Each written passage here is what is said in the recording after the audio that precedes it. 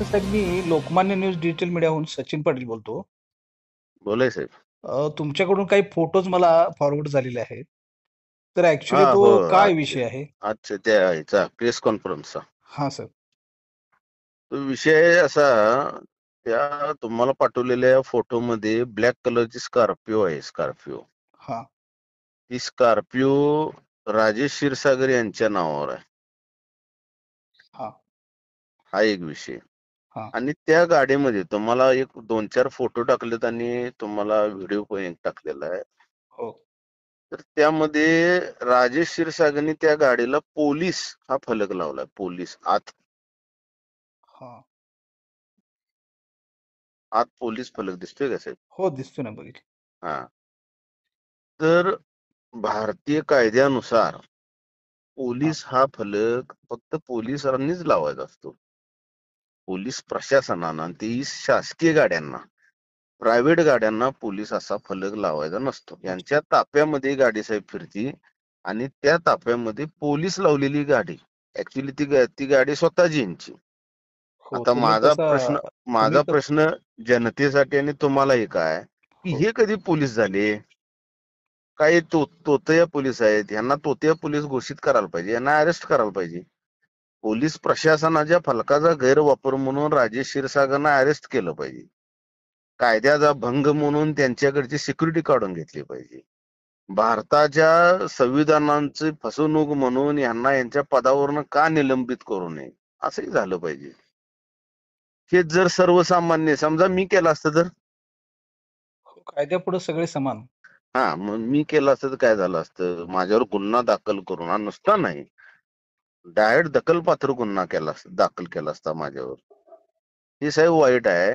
177 कलमानुसार या गुन्ह्याला दंड आहे आणि शिक्षाही आहे. हो, आता ह्या 2 दिवसात यांनी जर गुन्हा, मी आता दाखल करायला जाणार आहे या 2 दिवसात, ते जर व्यवस्थित नाही दाखल करून घेतलं, मी कोर्टाच्या थ्रू येणार आणि 100% यांच्यावर गुन्हा दाखल होणार. म्हणजे जे काय निष्पन्न होईल ते, त्या कायद्यानुसार त्यांना किती शिक्षा होईल, काय होईल, इतका डीप अभ्यास मला नाही.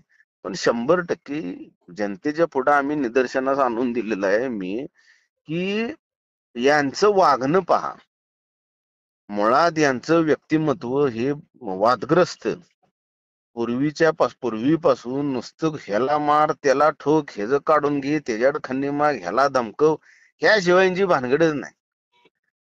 आता इतर लोकांना प्रश्न पडेल की अहो तुम्ही परवा एका व्यक्तीला शिव्या दिल्या की हो, म्हणजे मी दिल्या बघा. हो, खरोखर दिल्लीत. मला हो. संस्कृत चांगलं येतं, मला मराठी पण चांगलं येतं. आणि ती काय एक डायलॉग आहे बघा त्या सैराट पिक्चर मध्ये, होय, काय ते मराठीत सांगू का इंग्लिश मध्ये सांगू, काय तर असं काय बघा. तशातला प्रकार आपल्या लोकांना जर असली भाषा कळत नसेल या अशा खोट्या कंप्लेंट धारकांना, तर ती मी भाषा वापरली, मी मान्यच करणारा माणूस आहे. त्यामुळे मी ही भीती बाळगून, किंवा मी काय वांगेबळात साहेब जन्माला आलेलो नाही. मी सगळंच सरळ बोलायला, समोरचा माणूस जर वेडावाकडा असेल तर मला पण वेडवाकडं व्हावं लागतं. पण राजेश क्षीरसागरांची प्रतिमा ही फार वेगळी आहे. त्यांचा बॅकग्राऊंड, त्यांचं सगळं जर बाहेर तुम्ही बघितलं, तर या माणसानं काय केले, किती जणांना मारलं, कशाबद्दल. अहो कोल्हापूरची आकायदी आहे. बीड जिल्ह्यामध्ये ज्या पद्धतीने धनंजय मुंडे आका स्पेशल झाले, त्यांचा आका म्हणून बारसं घालण्यात आलं, तसं ह्या राजेश क्षीरसागर हे कोल्हापूरचे आका आहेत. हम्म. माझा हा थेट आरोप असाच आहे की ह्यांना का कायदा वेगळा, ह्यांना अरेस्ट केलं पाहिजे, राजेश क्षीरसागरांच्यावर गुन्हा दाखल केला पाहिजे. यांनी शासकीय नावाचा गैरफायदा घेतलेला आहे. त्या गाडीनं मागच्या निवडणुकीमध्ये पैसे वाटले नसतील कशावरून, त्या गाडीतून खंडणी गोळा केली नसेल कशावरून, त्या गाडीतून कोणाला धमकावलं नसेल कशावर. पोलीस हा बोर्ड बदल्या माणसं निम्मी होतात. अगदी. वनवेतून जरी ही गाडी गेली तरी वनवेने रिकाम करून द्यायला पाहिजे, अशी परिस्थिती आहे. पोलीस नुसतं फलक बघितल्यानंतर.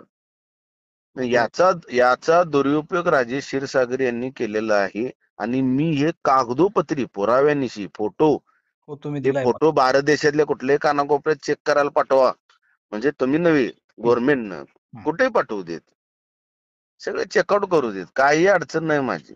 आणि हे महाशय जर जास्त तापा असेल तर त्यात ही गाडी घालत नाहीत. स्वतःच असेल तर मात्र लगेच पोलीस लिहिलेली गाडी ती पुढे ठेवायची. यांची स्वतःची. दोघं तिघ जण ती काळ्या कलरची ड्रेस मधली गरिबाची पोरं आणून ठेवलेली आहेत. पगार मिळतोय बिचारांना, त्यांना काय माहित हो, एक ना एक दिवस ह्याच्यामुळे ह्यांना शेकणार आहे ते. बरोबर. त्यांना बसवायचं गाडीत, झालं पुढं बसवायचं आणि आवाज काढत सुटायचं गाड्यांचा सायरन वाजवत. दुसरा उपद्व्याप काय, कोल्हापूरच्या रस्त्यांची परिस्थिती बघा साहेब काय झाल्या. हो, ते आम्हीही बा टिकतोय रोज. लहान ह्या भारत देशातल्या, या महाराष्ट्र राज्यातल्या लहान मुलग्याला जरी आणून सोडला इथं, आणि तर ती रस्त्याची अवस्था बघितली.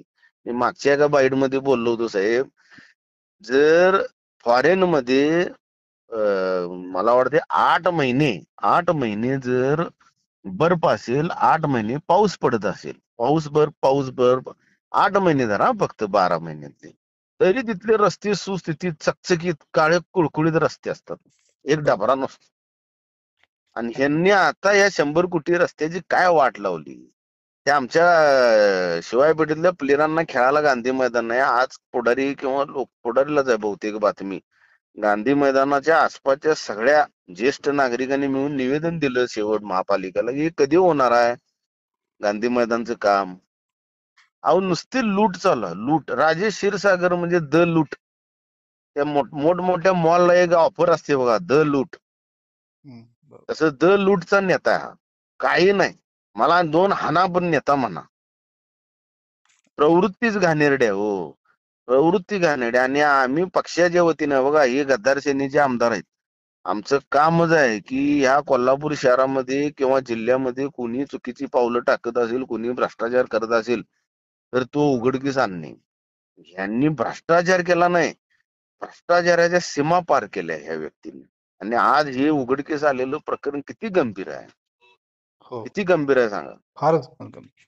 याच्यावर मीडियाच्या माध्यमातून आवाज उठवून हा आवाज मंत्रालयात गेला पाहिजे. सीएम, डेप्युटी सीएमनी पाहिलं पाहिजे की हे काय झालंय. मागीलच काहीतरी थोड्या दिवसापूर्वी देवेंद्र फडणवीस म्हणाले होते, मुख्यमंत्री महोदय, की हे असं जनता नावं ठेवलं असं का वागता. अहो ह्यांना काय नावं ठेवली का, ही मुळात बदनामच आहेत हो. हा राजेश क्षीरसागर हे वाल्याचे वाल्मिकी कधीच होणार नाहीत, हे वाल्याचे वाल्याच राहणार साहेब. हे वाले होते आणि वाल्याच राहणार, ते कधीच वाल्मिकी होऊ शकत नाही. सर, याला एकच लागून मला आणखी एक प्रश्न विचारायचा होता, हा. की आता जे आपल्याला सर्किट बेंच झालं, त्याचं हम्म, उद्घाटन झालं, ती हम्म. गोष्ट आपल्या कोल्हापूरकरांसाठी सगळ्यांसाठी अभिमानाची पद आहे. चांगले चांगले हो. पण महानगरपालिकेनं जशी तुम्ही म्हणता तशीच बातमी होते एका न्यूजपेपरला, की 8 दिवसामध्ये सगळे रोड वगैरे, लाईट चकचकीत सगळे केले, चकचकीत. चकचकीत केले 8 दिवसामध्ये. मग एवढी उदासीनता का, 8 दिवसात जर तिथला विकास होऊ शकत असेल, तर परिपूर्ण क्षमतेनं जर काम केलं तर कोल्हापूरचा विकास नक्की होईल ना. मी साहेब राहतो त्या प्रभागामध्ये की नाही, 2 वेळा सीएम येऊन गेलेत, 2 वेळा. हं. 2 वेळा रस्ते टकाटक झाले. माझं तर म्हणणं आहे सीएम दररोज इकडे येऊ दे. सीएम म्हणतोय, डेप्युटी सीएम एकनाथ शिंदे, हो, बरोबर. हा ते आलेले. आणि ही सत्यता आहे साहेब, आणि हे गांभीर्याने घेतलं पाहिजे. कोर्ट येणार आहे म्हणून जर तुम्ही जर असं करत असाल, तर हो, माझं तर म्हणणं आहे की आणखीन एक 2-3 कोर्ट इथे यायला पाहिजे, वेगवेगळ्या वॉर्डांमध्ये, वेगवेगळ्या एरियांमध्ये. बरोबर. त्याशिवाय महानगरपालिका सुरळीत व्हावी. साहेब लोकप्रतिनिधी कोण तिथं नाही, आता नगरसेवक कोण नाहीत. प्रशासन आणि राज्यकर्ते यांच्या संगनमतानं महानगरपालिका सुरू आहेत. हो. नाही, प्रत्येक आणि प्रभागात आपण प्रतिनिधीमध्ये आणि म्हणून आम्ही किती कितीतरी साहेब टक्केवारीची प्रकरण यांची बाहेर आली आहेत. मी इतकं ओरडतो यांच्या नावाने, यांच्यात धमक आहे का हो क्षीरसागरांच्यात. माझ्या विरोधात येऊन बोला की एकदा. उगाच काय तर म्हणायचं कोण राहिले त्यांच्यात, काय आहे त्यांच्यात. अरे तुमच्यात काय आहे ते सांगा पहिला, काय गट्स आहे त्यांच्यात. उगाच काहीतरी एखाद्याचा पल्लू धरून मागं लपून भाषण करायला नाही या पुढ्यात. मी कायद्यानं बोलावले ना, तुम्ही गाडी वापरली का नाही सांगा की एकदा, कळू दे जनतेला. कळेल की, येस तर म्हणा, नो तर म्हणा. धमक असेल तर येस म्हणा, होय चुकून माझ्याकडून नजर चुकीनं झालं.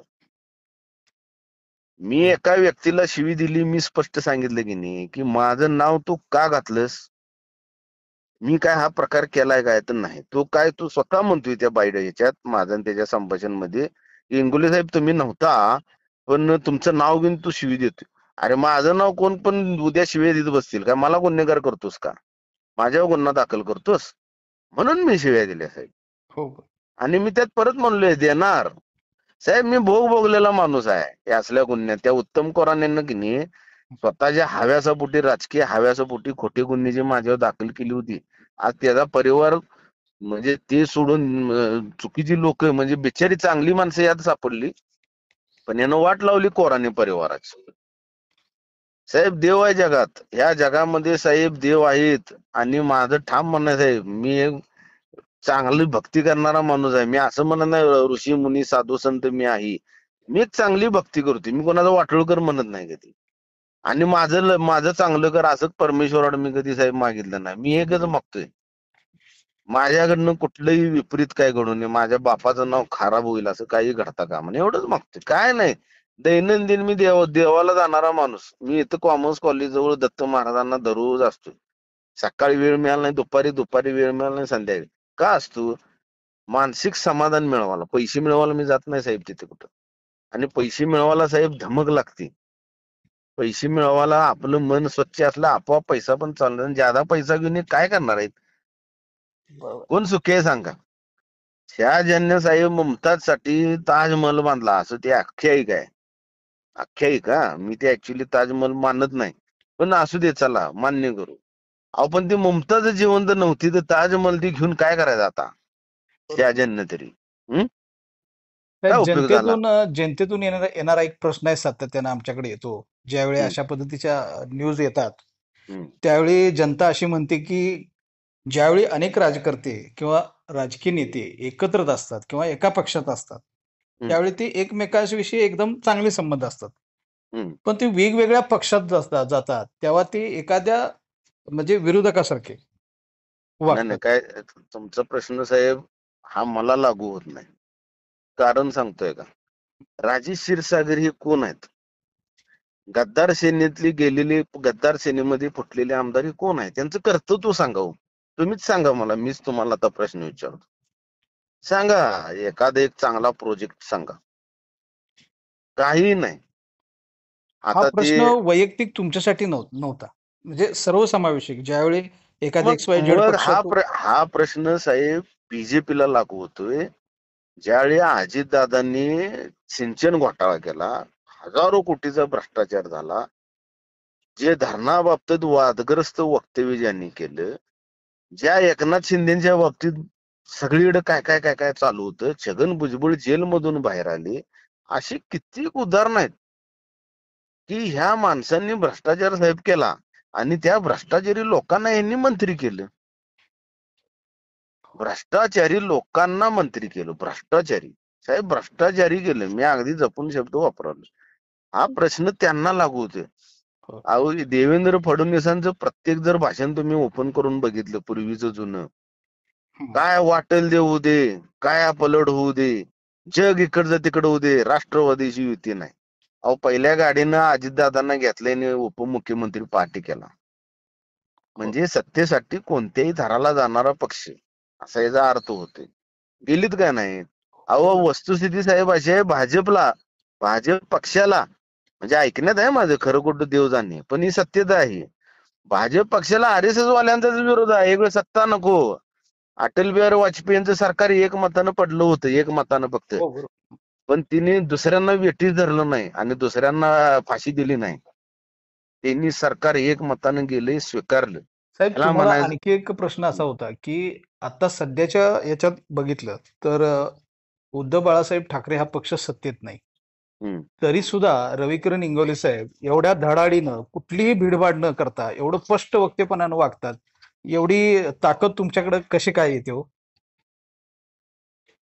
तसा काय साहेब विषय नाही. साहेब तरी एक पण विषय, ते आपण वाखाणण्यासारखं आहे. आपण जर प्रामाणिक असू तर जनता आपल्याला फार साथ देते. बरोबर. जनतेचं लक्ष असतं. रवी इंगोले काय करतो, चांगलं वागतो की बाद वागतो, हे जर कसं चालू आहे, हे जर राजकीय नुसतं काय पैसे मिळवायचा धंदा यानं आणलाय, काय खरोखर हा प्रामाणिक वागायला आहे, जनतेचं लक्ष असते साहेब. बरोबर आहे. मग आपण जर प्रामाणिक असू, माझं कुठं काय दोन नंबर धंदे नाही आहेत. मी कुठं काय कोणाला बळकून काय हे मला पाहिजे बघ असं मी कोणाच्या दारात गेलेलो नाही आणि जाणार पण नाही. भ्यायचं कशाला? जी दोन नंबर धंदेवाल्यांनी बेकायदेशीर काम करतात का नाही, त्यांनी भ्यायचं हो. यांना हं, ती मला कशात तर अडकवतील म्हणून. अगदी बरोबर. त्यांना ती भीती आहे. होय बाबा, माझी एक 200 कोटीची प्रॉपर्टी, आता ती 200 कोटी प्रॉपर्टी जप्त होणार आहे मी जर नाही पटलो तर. अहो, तेवढी प्रॉपर्टीज आपली नाही तर जप्त कसं होईल? जे परमेश्वराच्या कृपेनं वडलोपार्जित जे आहे ते चांगलं सुखानं 2 घास खातोय. त्यामुळे भीती यांच्याबद्दल कशाला भ्यायचो? अहो, नको त्या गुन्ह्यात मला अडकवून मी भिलो नव्हतो साहेब. अगदी अगदी बरोबर. कारण मला माहित होतं की आपण निष्पाप आहे की नाही, आपण काय केलेलं नाही ना, अजिबात भ्या नाही समोरच्याला. बरं, आपल्याला कुठं काय आता काय फार मोठं काय एव्हरेस्ट पर्वत गाठायचा आहे राजकारणातलं तरी. ज्या ज्या जी परिस्थिती येईल साहेब, त्या परिस्थितीला तोंड देत राहणे. एक मात्र प्राधान्यक्रम पहिला एक दिला की आपण फुटायचं नाही. भले आपलं चांगलं होऊ दे, नाही काय व्हायचं होऊ दे, काहीही होऊ दे, काय फरक पडत नाही. आणखी एक असा लागून प्रश्न होता, की एवढी गर्दी असताना म्हणजे कोल्हापूरमध्ये अनेक लोक स्पर्धेत होते. तरी सुद्धा असं काय वैशिष्ट्य होतं, की ते पद रविंद्र किरण साहेबांच्याकडे जिल्हाध्यक्ष पद हे यावं? हे तुम्हाला काय वाटतं, की उद्धव साहेबांनी काय नाही, बघितलं असेल ते नेमकं मी तुमच्याकडे? मी घेतलेल्या माहितीनुसार उद्धव साहेबांनी माझी फार माहिती घेतली. माझी म्हणजे माझीच नव्हे, जी कोण कॅन्डिडेट इच्छुक होती त्या सर्वांची. या पदाला साजेसं कोण आहे, या पदाला न्याय कोण देऊ शकेल, या सगळ्या गोष्टींचा त्यांनी आढावा घेतला पहिला. आणि त्यानंतर ही माझी नेमणूक झालेली आहे. आणि सगळ्यात महत्वाचं काय साहेब, 4-4 टर्म आम्ही निवडून आलो हो. अरे वा. वयाच्या 24व्या वर्षी नगरसेवक होतो मी साहेब. अगदी बरोबर. बघा, 25व्या वर्षी 25व्या वर्षी नगरसेवक झालो. आणि त्यानंतर सलग 4 टर्म, म्हणजे 20 वर्ष झालं राजकारणात आहे, सक्रिय आहे, विनर आहे. चांगल्या चांगल्या मोठमोठ्या लोकांच्यावर फाईट खेळली. अगदी आणि बरोबर. ह्या जमेच्या बाजू आहेत ना. मग मग आमच्या पक्षामध्ये 20-20 वर्ष सलग नगरसेवक असलेला, उपमहापौर असलेला कोण होता? स्थायी समिती सभापती असलेला कोण होता? कोणच नाही. सरळच आहे ना हे. पण साहेब तुमचं म्हणजे अगदी अनेक वेळा जेव्हा तुमच्याशी माझ्याशी बोलणं झालं, त्यावेळी तुम्ही राजकारणात बोलत असताना एक कडक स्वरूपात असताय.